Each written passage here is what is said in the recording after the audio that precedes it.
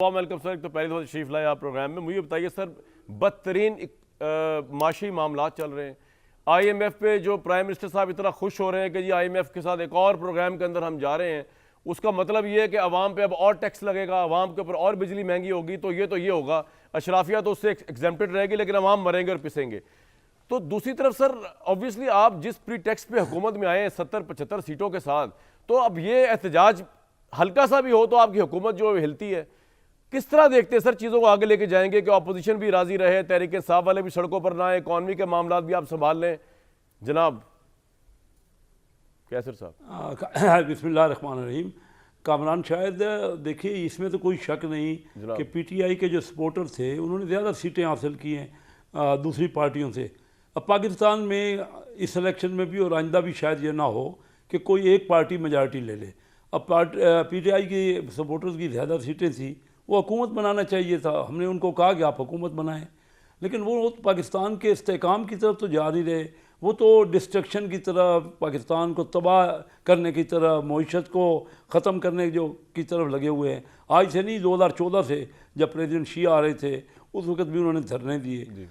बात यह है कि इन्होंने ज़्यादा लोगों ने इनको वोट दिए। हम तस्लीम कर रहे हैं, कौन है जो नहीं मान रहा इनकी हुकूमत बननी चाहिए, लेकिन ये हुकूमत बनाने को तैयार ही नहीं है। अब वो बताइए कि किस तरह पाकिस्तान चले। पीपल पार्टी ने इनको कहा कि हम आपका साथ देते हैं, आप हुकूमत बनाएं। वो तो सिर्फ इंतशार के अलावा सोचते ही नहीं हैं। ये क्या कह रहे हैं कि इलेक्शन और क्या, मुझे तो ये समझ नहीं आ रही कि 2013 में भी यही बातें इन्होंने की, कितने पेंचर्स और पता नहीं क्या क्या बातें होती रही। 2018 में भी जो इलेक्शन हुए आपके सामने हैं, अभी 2024 साहब मैं ये कह रहा हूँ कि आप वजह फरमा रहे हैं, आपकी ये बात से मैं एग्री करता हूँ कि ना PTI किसी के साथ बैठने को तैयार थी और ना कोई PTI के साथ बैठने को तैयार था। तो अगर इनकी 10 सीटें और भी ज्यादा होती तो ऑब्वियसली हुकूमत आप लोगों ने मिलकर बना ली, क्योंकि आप लोग मेजोरिटी में इकट्ठे मिलकर आ गए।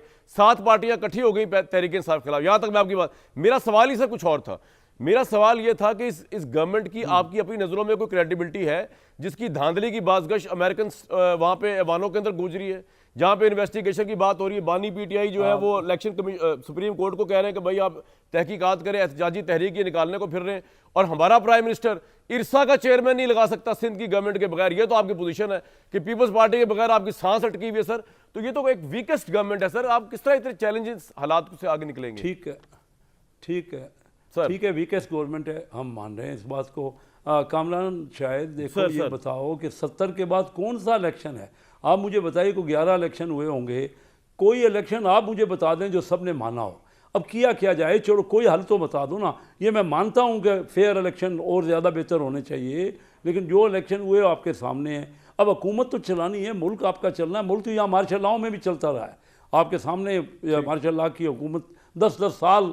और जो आप एजिटेशन की बात कर रहे हैं कि एजिटेशन तो का मामला नहीं है। इन्होंने तो 2014 से धरने देते रहे हैं, लोग थक गए, लोग इधर आते ही नहीं है। इनका काम सिर्फ एजिटेशन करना है।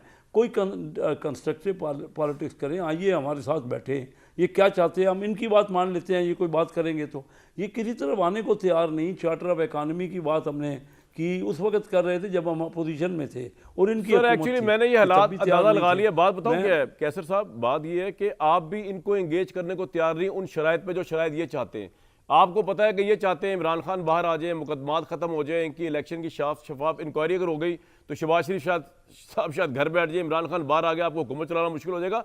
तो बेसिकली आप दोनों एक नो विन सिचुएशन में, और ये बड़े अफसोस की बात है इस मुल्क के लिए कि मुल्क की अहम तरीन पार्टी पाकिस्तान तहरीक इंसाफ और PMLN नो विन सिचुएशन के अंदर है, और कोई रेफरी ऐसा नहीं है जो आपके दरमियान फेयर प्ले करा सके, if I am not wrong. जो 9 मई के वाक़यात हुए ना, इन्होंने जिस तरह अफवाज पे, उनकी तनसीबात पे हमले किए, वो तो हम उससे सुलह नहीं कर सकते। ठीक है, अगर इस तरह आप सुलह करने लग जाएंगे उन लोगों से जो मुल्क की, देखिए इस्टेब्लिशमेंट का काम किसी एक पार्टी के साथ नहीं है, उसका काम तो फैसिलिटेट करना है, और दुनिया के हर मुल्क में इस्टेब्लिशमेंट का रोल है। पॉइंट आ गया सर आपका। ये समझे कि ये लोगों को उस तरह माइंड कर रहे हैं कि उन पे चढ़ दौड़ो जी, तो ये